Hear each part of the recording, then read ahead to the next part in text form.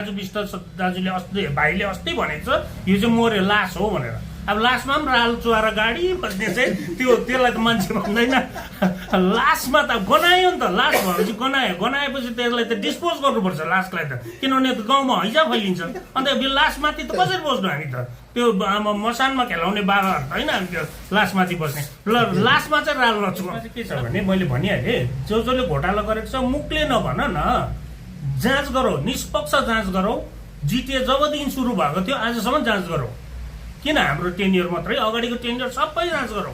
बिचमा बसेको जुन बोर्ड अफ एडमिनिस्ट्रेटरले चलाएको थियो त्यो पनि जाँच गरौ। जिटिएमा टोटल आजसम्म आएको पैसा कति थियो र कहाँ हिँडामिना भएको छ जाँच गरौ। पक्रिनु पर्नेलाई पक्रेर लैजाउँ। हिजो जुन प्रकारले हाम्रो पार्टी प्रेसिडेन्टले चिफ एक्जिक्युटिभ पोस्टबाट अनि सभासद पोस्टबाट उहाँले राजीनामा दिएर अन्य सभासदहरूलाई पनि आह्वान गर्नुभयो राजीनामा दिउँ, किनभने यसमा नबसिरहँ। अब पर्मानेन्ट पोलिटिकल सल्युसनको निम्ति बाटो खोल्ने हामीले पनि एउटा के भन्छ एउटा टेवा पुऱ्याइदिउँ भन्ने जुन आह्वान दिएर उहाँहरूले राजीनामा दिनुभयो, त्यसै आह्वानलाई म उयो गर्दै पार्टी प्रेसिडेन्टको आह्वानलाई अनर गर्दै आजदेखि म जिटिएको सभासद पोस्टबाट चाहिँ पूर्ण रूपमा राजीनामा दिँदछु। र एउटा कुरो देखिन्छ नि, यो जुन चाहिँ अहिले राजीनामाको जुन चाहिँ अहिले प्रथा चलिरहेछ अहिले भर्खर हालैमा है, यो यसमा केही तपाईँहरूले के जनतालाई कुनै लटाउने काम त गरिराख्नु भएको छैन भन्ने प्रश्नहरू पनि उठिरहेछ। होइन, जनताले नमान्ने मन नपराएको चिज हो नि त।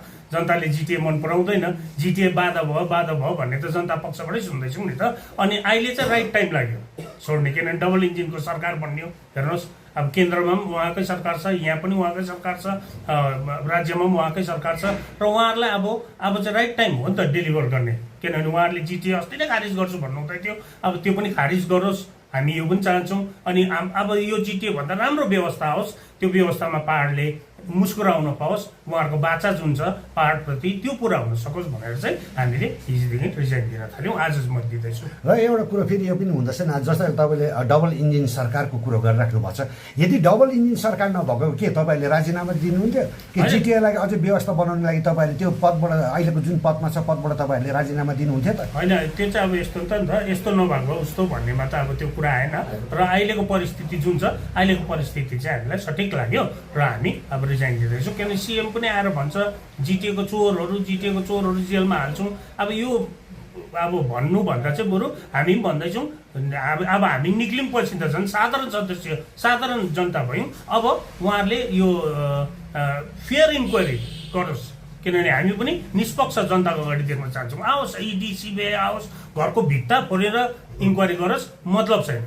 जसले खाएको छ जेल जान्छ, त्यसमा केही छैन। तर जो निष्पक्ष छ त्यो त जनताको अगाडि क्लियर हुनु पर्यो। अनि हामी अब पोस्टै छोडिदिउँ, अब गर इन्क्वायरी गर, जसले खाएको छ जेल हाल, जो निष्पक्ष छ निष्पक्ष जनताको अगाडि देख्न चाहन्छौँ। किनभने हामी त राजनीति गर्ने हाम्रो बिजिपिएम पार्टी त छ, बिजिएम पार्टीलाई अब नयाँ मुद्दा अब नयाँ गोरेटोतिर डोराउनुपर्छ। यसकारण हामीमाथि पनि कलङ्क लागेको छ भने हामीलाई पनि जेल हालोस्, किनभने जनताको अगाडि त हामी कलङ्कित नेतृत्व लिएर चाहिँ अगाडि बढ्न चाहदैनौँ। र यो गफ मात्रै भाषणमा मात्रै भनेर हुँदैन, अब चाहिँ कर्ममा गर्ने समय आयो र हामीले चाहिँ कर्मले गरेर देखाइदिएको छौँ। हामीले राजीनामा दिएको छौँ, अब जे गर्नुपर्छ सरकारले गरिदिएछ। भनेपछि अहिलेसम्म कतिजनाले राजीनामा दिइसके तपाईँहरूको पार्टी? मोटामोटी गन्ती गर्दा त 8-9 जना त भइसक्यो आजसम्म है, अझै दिँदैछ, आज पनि दिनेवाला छ।